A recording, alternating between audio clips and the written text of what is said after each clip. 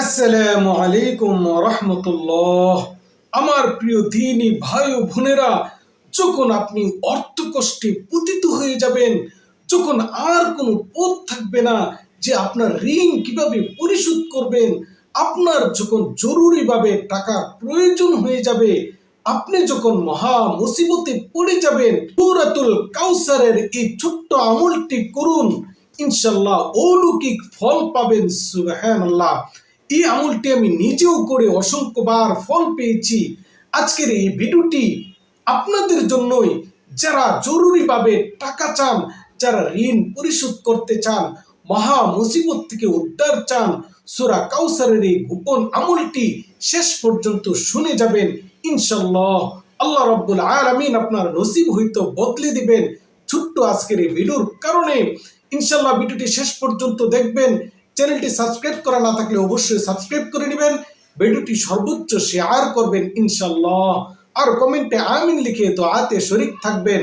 আমার প্রিয় মা ও বোনেরা, আমার প্রিয় ভাইয়েরা, আজকের এই ভিডিওটি হলো সূরাতুল কাউসারের এক গোপন আমল, যে আমল কারণে বান্দার তাকদীর সাথে সাথে খুলে যায়। সুবহানাল্লাহ। নবীজি পাকের কাছে যে কয়টি সূরা সবচেয়ে বেশি প্রিয় ছিল, এর মধ্যে সূরাতুল কাউসার হলো একটি।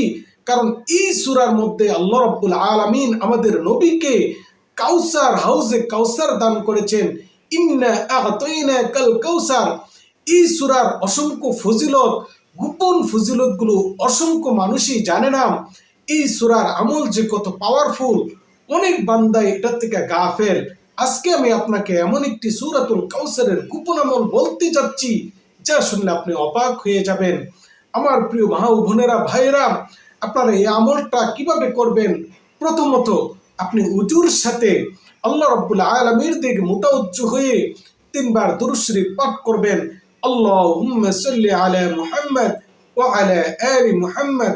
এভাবে তিনবার দুরূদ শরীফ পাঠ করার পরে এই সূরাতুল কাউসার পাঠ করবেন 7 বার। ইন্না আ'তাইনাকাল কাউসার ফাসাল্লি লিরাব্বিকা ওয়ানহার ইন্না শানিআকা হুয়াল আবতার। এভাবে 7 বার সূরাতুল কাউসার পাঠ করবেন। তারপর আবার আপনি 3 বার দুরূদ শরীফ পড়বেন।